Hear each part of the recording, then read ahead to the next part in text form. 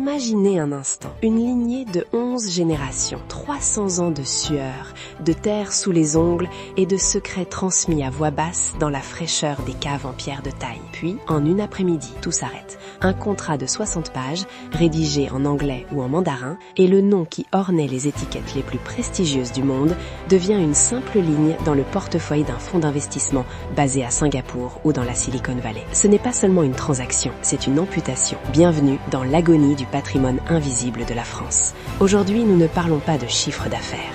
Nous parlons de la vente de notre âme. Pourquoi les symboles de notre excellence sont-ils en train de devenir les jouets de milliardaires qui ne boivent même pas leur propre vin? La France aime se voir comme un musée, une forteresse d'exception culturelle où le temps n'a pas de prise. Mais derrière les façades en calcaire de Bordeaux et les ateliers de soierie de Lyon, une guerre froide économique fait rage. Le Made in France est devenu une marque que l'on s'arrache, mais dont le propriétaire n'habite plus ici. En 2024, posséder un grand cru n'est plus une affaire d'agriculture, c'est une affaire de géopolitique. Les familles historiques, prises à la gorge par des droits de succession colossaux, sont forcées de choisir la faillite ou la trahison. Le fisc français, par son intransigeance, est devenu involontairement le meilleur agent immobilier des acheteurs étrangers. Regardez ces chiffres. En 30 ans, la proportion de domaines viticoles passés sous pavillon de grands groupes financiers a explosé de 400%. Ce n'est plus une tendance, c'est un remplacement. Qui sont-ils? Ils ne cherchent pas le goût, ils cherchent le prestige. Pour un géant de la tech, acheter un domaine à Saint-Émilion est le trophée ultime.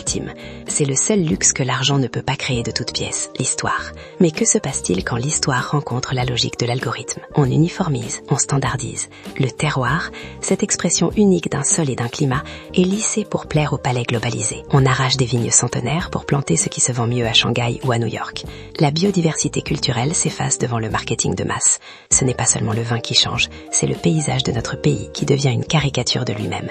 Une sorte de Disneyland pour multimillionnaires nostalgiques d'une France qu'ils sont eux-mêmes en train de détruire. Le vin n'est que la partie émergée de l'iceberg. Pensez à la dentelle de Calais, à la coutellerie de Thiers, aux tanneries du Sud-Ouest. Ces industries de précision qui faisaient trembler le monde par leur perfection sont rachetées pour leur nom, puis vidées de leur substance. On garde le logo, mais on délocalise l'esprit. Comment peut-on parler de luxe français quand le cœur battant de la production est piloté par des tableurs Excel à l'autre bout de la planète? C'est ce que j'appelle l'agonie invisible. On ne voit pas de fumée, on n'entend pas